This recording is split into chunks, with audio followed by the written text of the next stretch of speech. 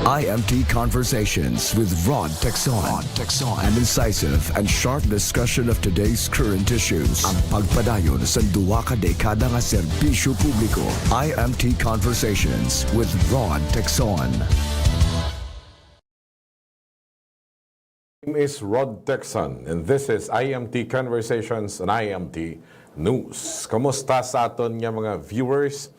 We apologize for a long time nga nadula kita sa kahanginan bangod sa pila ka mga importante nga trabaho nga aton gin tapos, no? The last 3 weeks we were not able to do this live interviews.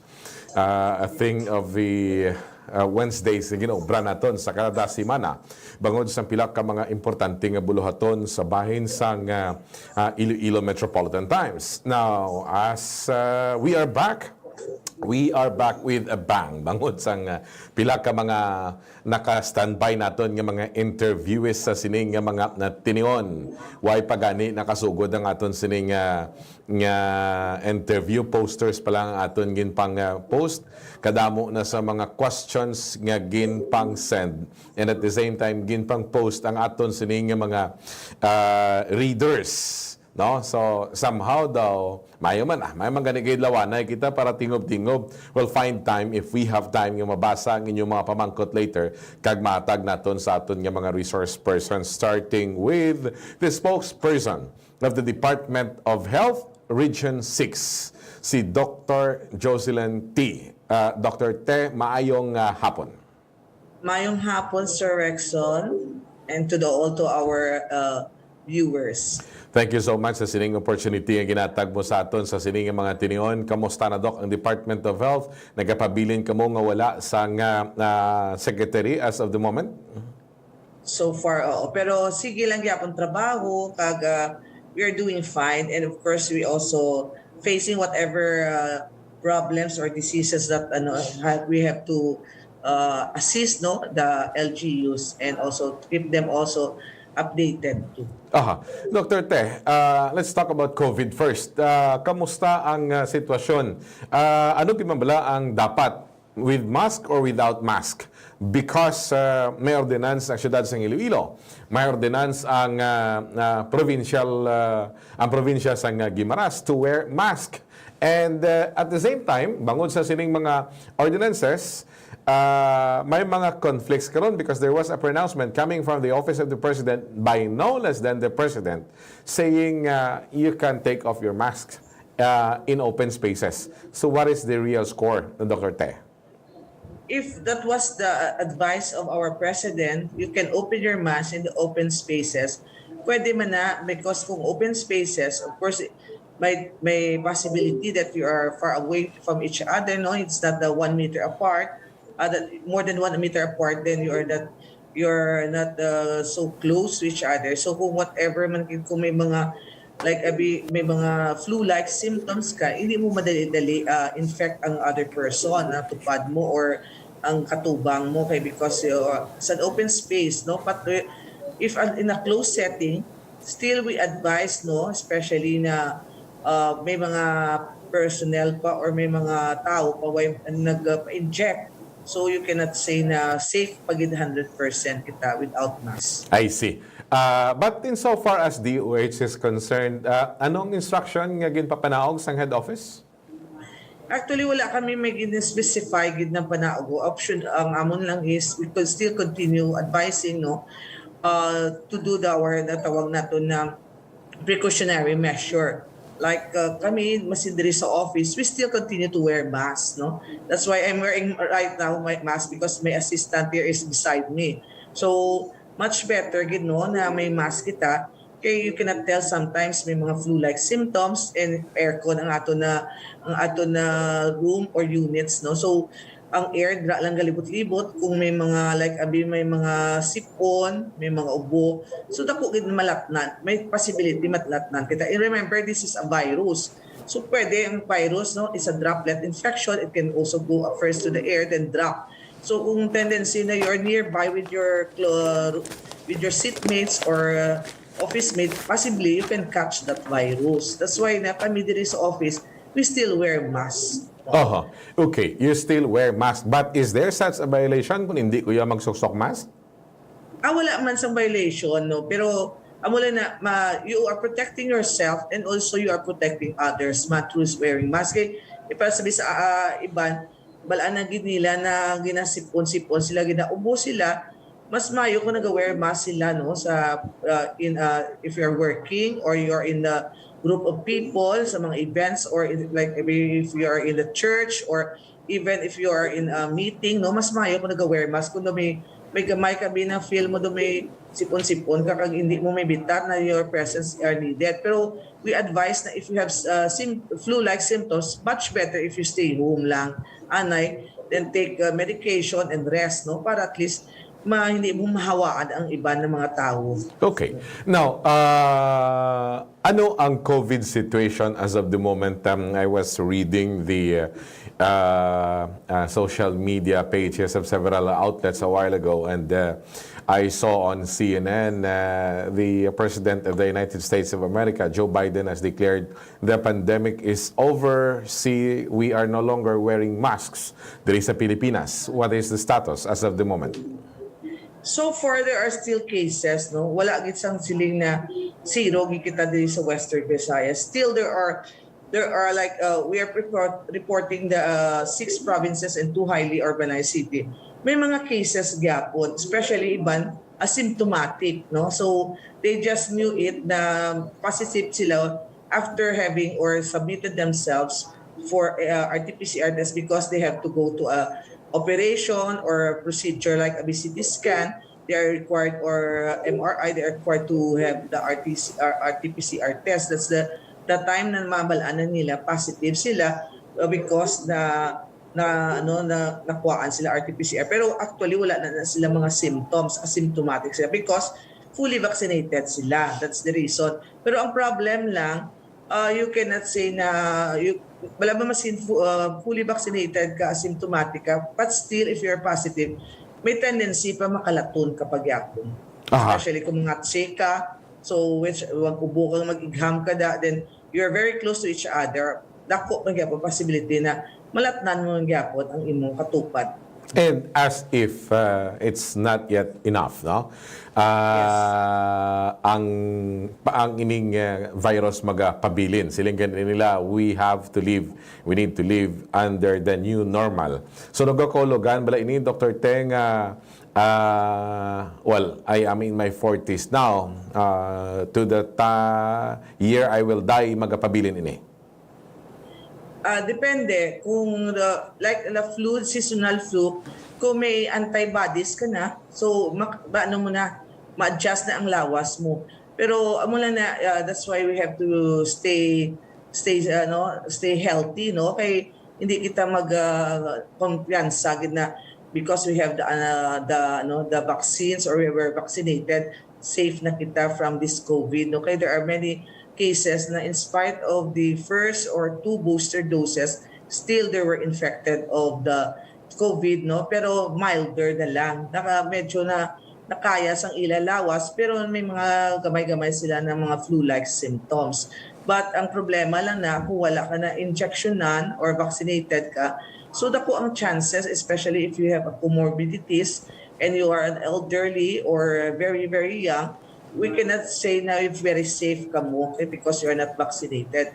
That's why na still we encourage people to get vaccinated. Even maskin maka-3 or mas maayo maka-2 ka booster, no? Eh amo na ang amon mga naobserbahan ang mga tao na naka-vaccinate, especially na kompleto nila ang booster, 2 boosters, for even 1 booster kay gaano pa lang kami ginamat-amat pa lang namon ang second booster sa mga ang mga priority groups, no? So nakita namon na infected sila pero very mild na lang ang ilang symptoms because they have the antibodies.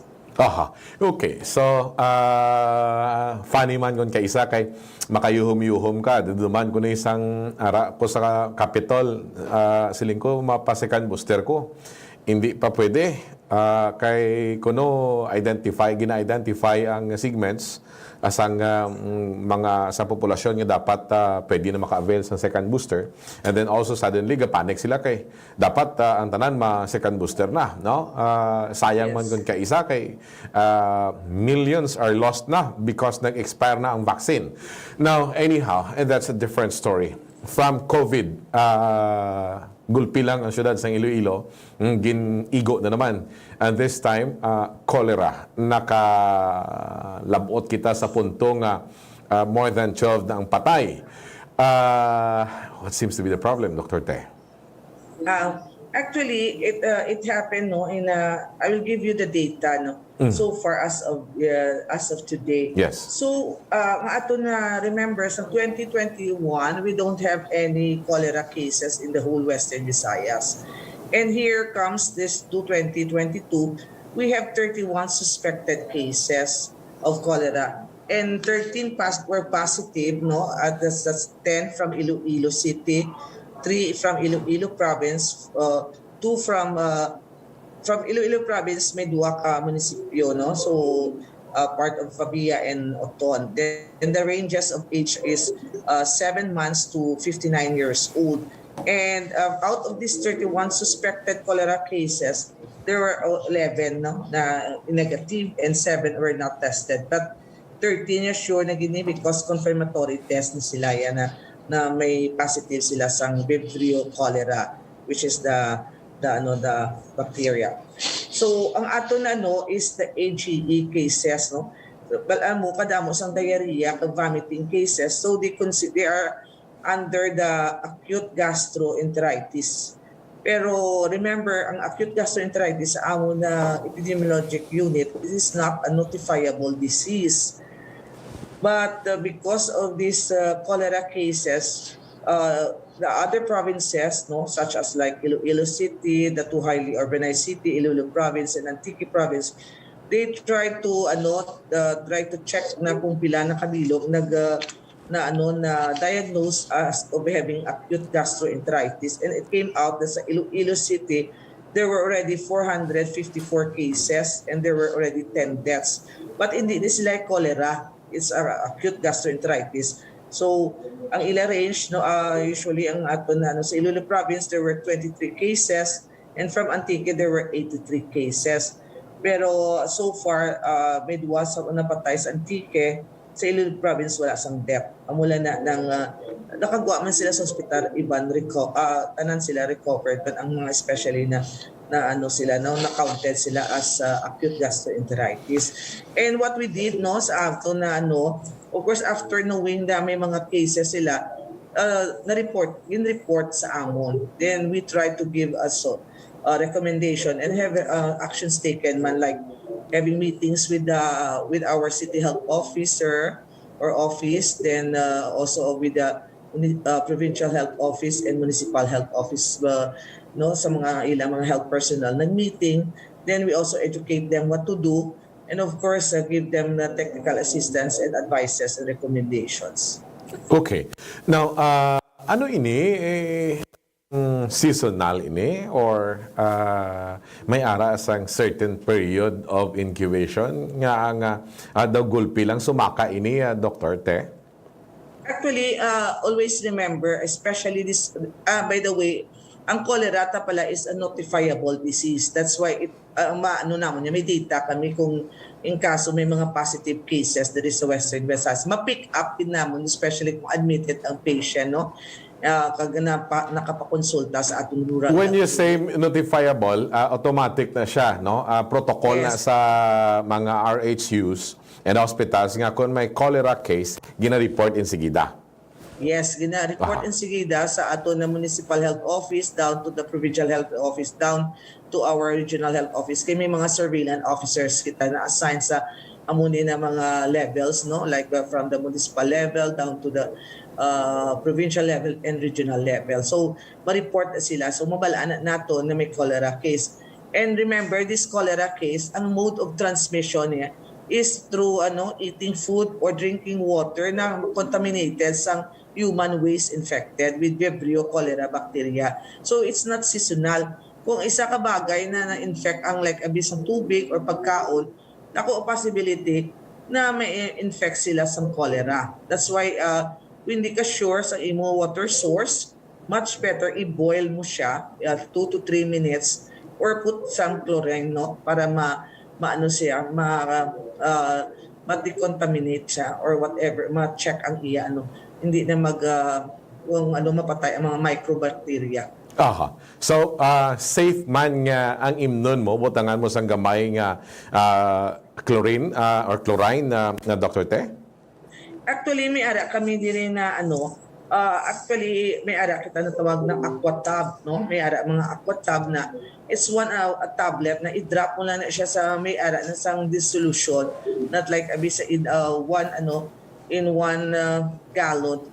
Utangan mo na sa isa ka tablet, then after 30 minutes ibayan mo lang anay, then pwede mo na dayon mainom. May instruction mo na aquatab kay balaan mo iiban ang smell niya daw chlorine gid ito iban hindi kasaho. So kung makasarang man lang ang tao, mas maayo gid makabakal na lang sila sa tawag na sa mga refilling station nato na mga purified water. Aha. Now, it's unfortunate because may mga closures ng iba panahog ang Iloilo City sa pila ka mga water refilling stations. Is this not under the jurisdiction ng BFAD DOH?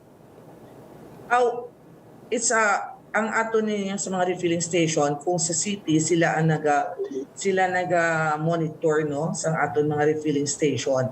So may ara man na kay sila may ara tag level 1 kag level 3. So ang ginaano na kung may ara kami kung level 1 sa ila ang mga like abi ang ila like o yung mga refilling station, pwede sila na mga sanitary inspector, they will try to remind or check their permit, and may ara na sila at least once a month na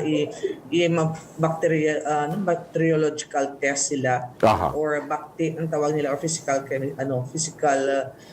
test sa ila water kung safe for drinking, or i-check nila para kung may mga diferensya, then they have to treat their water. Okay. So, their water refilling sa ng machines, no. I see. So the best way nga ma-resolve naton ini is through this pag-init sa tubig nga mga ginainom naton kung doubt kita, especially sa mga water sources bala nga hindi kita sigurado kung tinlo or hindi. And at the same time, ang Department of Health may ginapanghatag ining aquatab. That's a tablet form nga chlorine nga ginabutang sa ginainom nato nga tubig. Amula na medyo may smell ang ginainom nato nga tubig, but at least certain kita smell kontra sa dako nga balayran sa ospital or even kamatayon pa in kaso, Dr. Te? Yes, that's true. Balaan mo nga aton gina-advocate tagit is to drink only safe and clean water. Kung hindi ka sure, you have to, as what I have mentioned, you have to boil it at least 3 minutes or more. Then do water chlorination sa mga like sa well naton. Para at least bala may ban, they take their water sa ila bating, washing their utensils, ang ila paglibyo sa mga utensils kang ilalulutuan. So they clean it sa well, which is hindi ta sure kung contaminated siya sa human waste na infected of cholera vibrio. So that's why na mas maayo kung i-treat anay na ang well, no, before using it. And not only for that, now we have also to keep our food away from other insects and rats by covering it.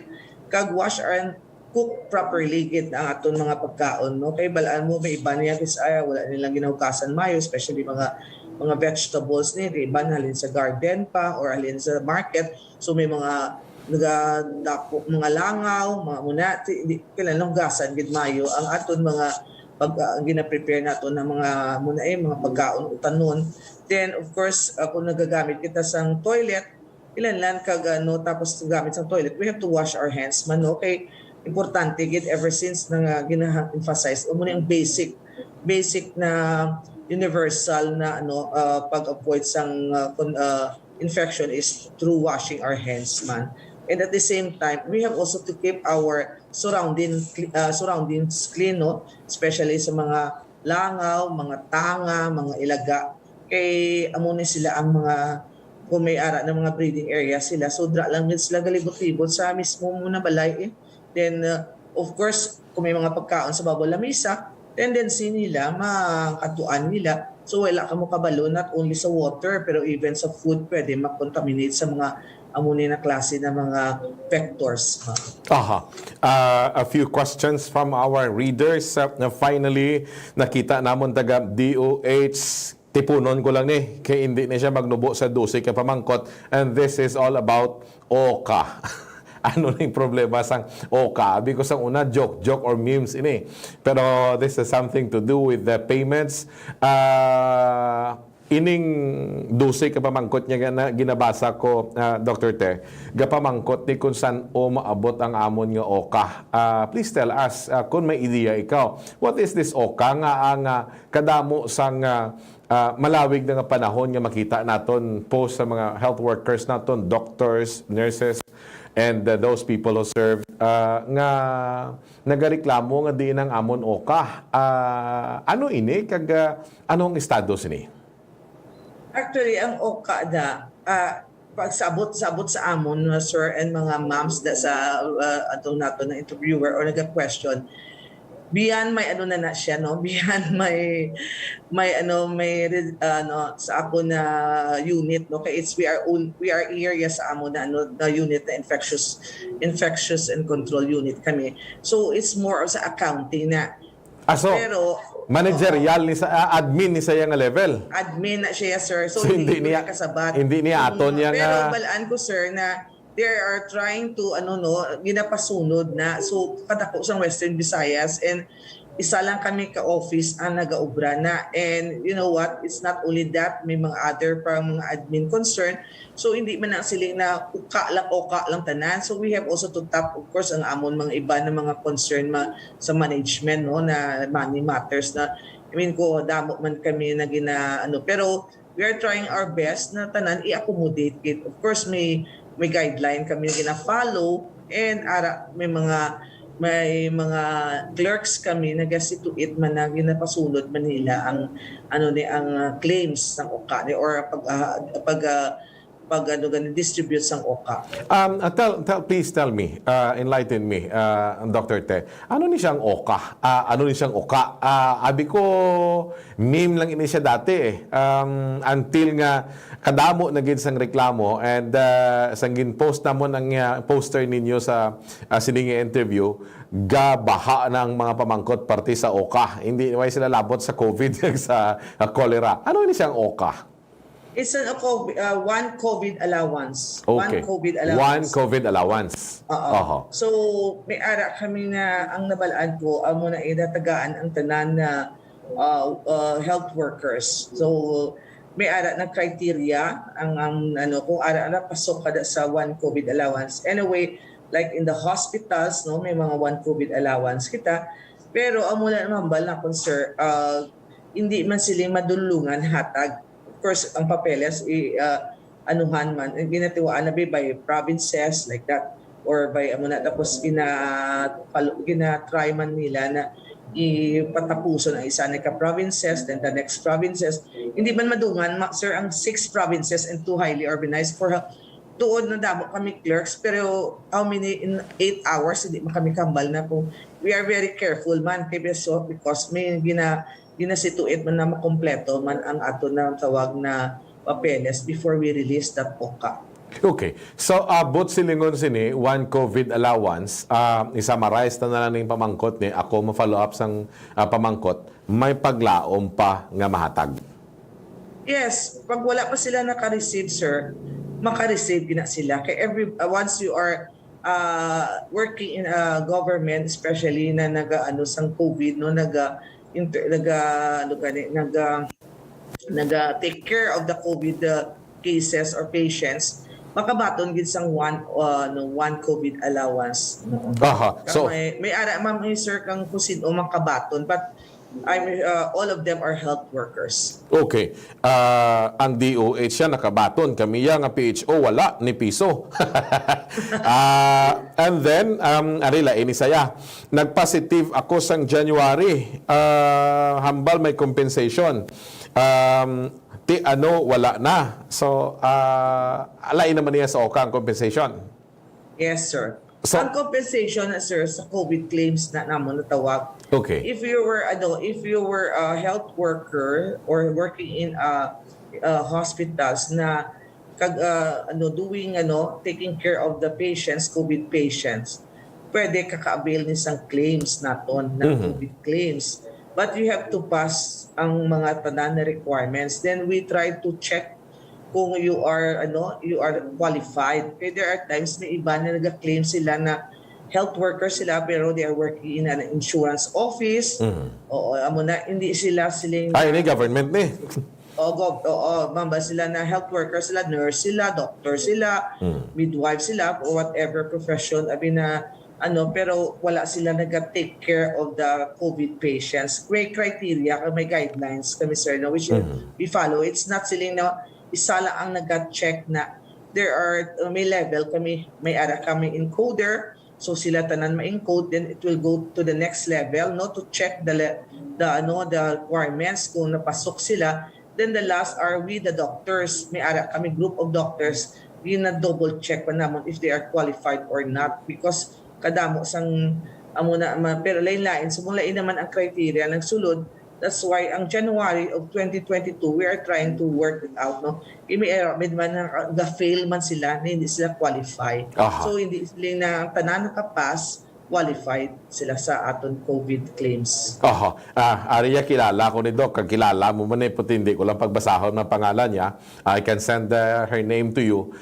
Sinya makuta ang miga ko kon may kwarta gid man. May kwarta, sir. Ang 2021 and 2020, madelay gamay. Pero ang 2022, nauna siya because may balaan mo may sa ila sa babaw. Pero ara na, naga-double time na kami. We will really trying our best. Nagtagaan kami bulk na to assess that papers. Kaya kami ang mga medical doctors, last kami mahambal na qualified sila or not. Okay. So, bot silingon sini, klaro, ang 2022 na una, for whatever reason yan nauna sila hindi ta napagpadalman.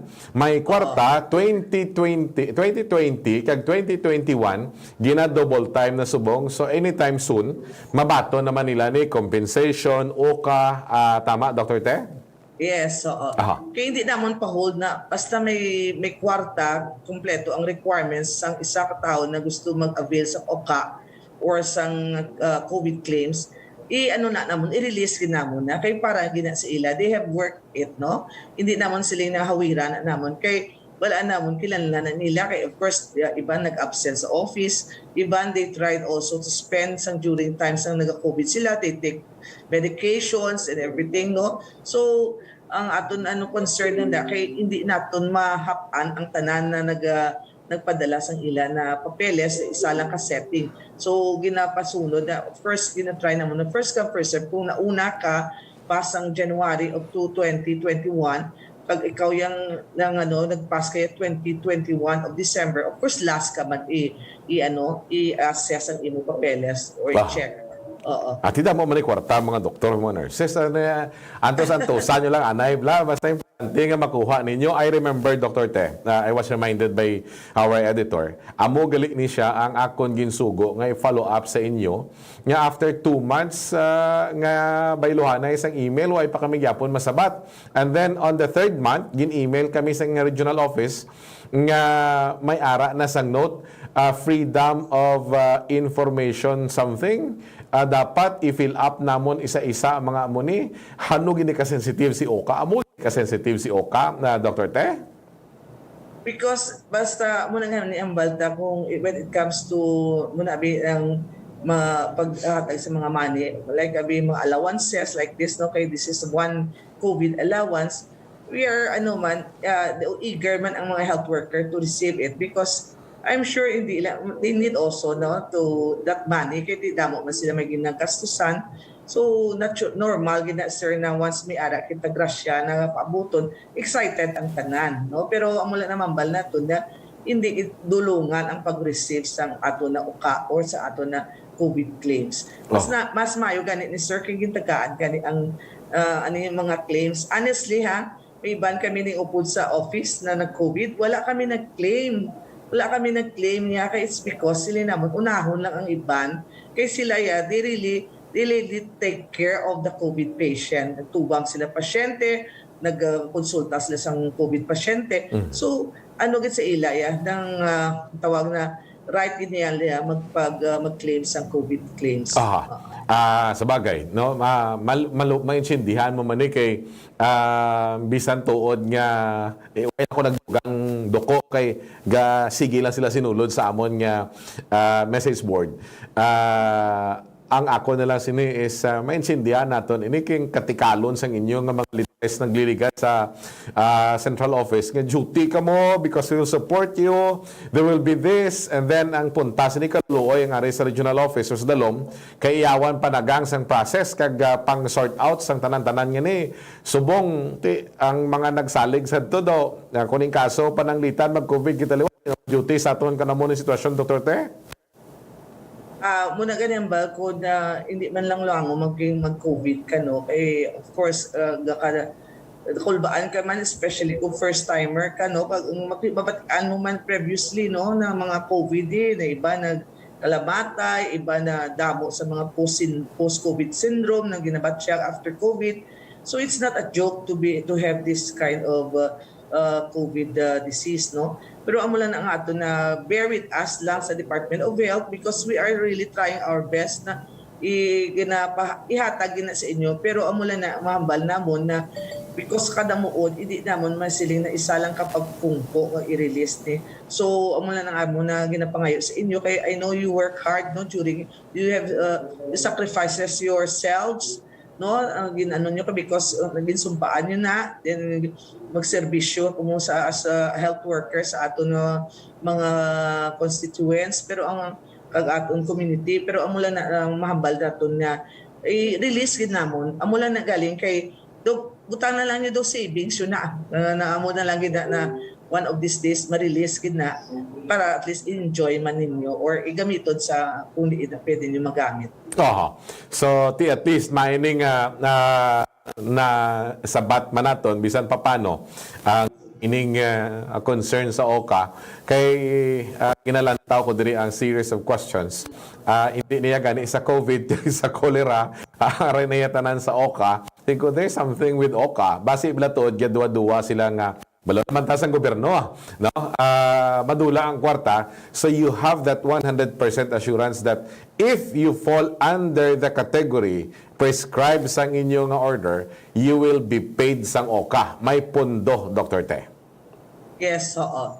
Kay balaan mo amo na gani ano kay we are ano nagamitin kami every now and then no na kung pwede madasig-dasig namon ni sila namon kami as sa doctor we really give time kung ara na sa amon tubangan sa papeles we see to it na less than a day matapos namon or the maximum is 2 days maano namon kaya we are doing some other things no pero na see to it ako kung tagaan ako sang amon ni siya mga papeles like sa COVID claims ang sa OCA wala nag-aagi sa amon it's only in the sa management namon no because it's more of that sa hospital na yung mga papeles pero kung sa COVID claims kami mga doctors gina-assess namon pa so amo na kami ang last ang ma-check that's why I see to it na in 24 hours na matapos ko ang ginahatag sa ako na quota so amo man ang iba na doctor that's why na nagadasig-dasig na kay previously 3 lang sila ka-doktor kay because damo kami assignment na doctors sa COVID claims na yan, sir ha. So, subong nagdamo na kami na doctors, so medyo na dagdasig-dasig na. I see. At least, no, may ara sang, hindi man matag subong, pero at least may ara sang statement balang makapaumpaw man. Kay naintindihan naman niya. Although, siling ko gani damo makamukwarta nga mga medical professionals no bawi alan anay sa iban may kolera pa man subong, tito damo-damo kung anong pa-konsulta sini. Pero anyhow, no? Ang aton sini nansindihan tagid nga nangin very sensitive ini. Kay ti ang fear bala nga base nga hindi na lang niya, hindi na lang kamuya, kaya muna tapos naman ni Way, naging pundo, pigado, naging subong, ginagastos sa muna. Thank you na serbisyo, muna kapanigurado, muna sigurong kadamo nga mga medical professionals nga nagapinamangkot, no? With this note, Dr. Jocelyn Te, salamat gid sa sining tiyempo, ginatag mo sa amon diri sa Iloilo Metropolitan Times. Thank you, Mr. Dexon, for giving us this opportunity na makashare man kami sa amo na programa, and at the same time, thank you also for the support man sa kamo mga media men, no, or media ato na media partners sa pag-intindi man sa ato na tawag na ang amon obradi sa Department of Health kag and sharing to others man. Thank you and God bless us all. The spokesperson of the Department of Health, Region 6, si Dr. Jocelyn Te, no? Ini may kang tanan sa inistoryahan naton parte sa COVID, and then ang cholera, and then ang OCA, no? One COVID allowance gali ni. So sa COVID temper na gid man, no? Pero if by sheer chance maka second dose ka mo sang booster, do it. Hindi ta maghatag sang kumpiyansa, no? And at the same time sa cholera, siling ganin ni Dr. Te, available man sa ila tong Aquatab nga na pwede nyo na tumapangayo through siguro sa LGU or sa barangay health workers naton. Hindi man mag-isa-isa ka mo to kasi madelay pagid oka, kaya mo naman ang rason nga na delay, and butangi lang sa nga ipainiti lang ang tubig ginainom ninyo. On the other hand, sa one COVID allowance ang 2022 na una ko, no, sa babaw niya, hindi na ta mag-imbestigar. Sa 2020 kag 2021 angan-angana ninyo kay double time na sila, no? Detalyado mo, why ko kasalapo sang amuni nga klase sang interview nga ang sabat sang aton sining pamangkot sang mga viewers and readers naton. Ang sabat sang aton ang rather questions sang aton nga mga readers, perti kayo kasanag-sanag kag klaro-klaro, president sing isa positive ko sa January, 5 months ang akon nga kinanlanon nga ang balatunon ko nga oka 45K total, that's 9K per month kay high risk akon duty. Ang isa naman iya 20 patients ginatubang ko sang January, COVID na tanan, nagka-COVID ko. Ang isa naman niya, ano plano nyo? Kami ang nag-atubang, kamo ya paipoy-ipoy lang. Singganan kung basahon ko, kiga ko ni Dr. Temo. No? Akig ang mga medical professionals tungod sang inefficiency sang aton nga gobyerno. No? Tiyan mo na ang problema. Again, this will all boil down to management. Temakon mo, Bilog and Visayas, 3 lang ka-doctors ang gatender sini. Remember, ang doktor nga na, matulog, makaon. Ang doktor nga na, ma-attend meeting, ma-travel. Ang doktor nga na, ma-process pa sa mga papeles nila sa ilang opisina. Amo pa na ang mangbusi sang papeles sang mga medical workers nga nag-claim sang OCA, and at the same time, sang compensation. Abi nyo may extra lang daw papeles, pati doktor. Tiyan mo na nga tamaan kay hinay sang movement to the point nga kung kaisa, gainit ng ulo sang tanan-tanan sang hinulat. Tis bagay, diyo tayan, kiti mo matigok sang COVID, pasaligon ka lang nga may compensation, and diyo tayan ka na subong mapatay sang imo nga hypertension, kaduwa na ng abalatian, huwag yung pagyapon na bato ng imo nga oka, huwag yung bato ng imo nga, sini compensation, kasi nung hindi maugot sina. So these are the realities sang aton gobyerno. Salamat gid ko kay Dr. Te, no? Kay na corner gid natin ang DOH. Very bad experience ni madunduman ko nga paisa-isa naton papamangkot ang pati sa OCA. 2 months hulat sang Iloilo Metropolitan Times. On the 3rd month, why man sila gyapon sabat, gin-invoke na nila ang Freedom of Information something, law ato, ne? Nga kuno ipang-comply ni pang isa-isa sing ko piste nga DOH na hambala sila bala sabta ko inefficient kamo hindi pangkalang hindi kayo mangkot. Why na gid sila guro may mihimo? Amo ini ang reality sang inyo nga oka. My name is Rod Texon and this is IMT Conversations on IMT News.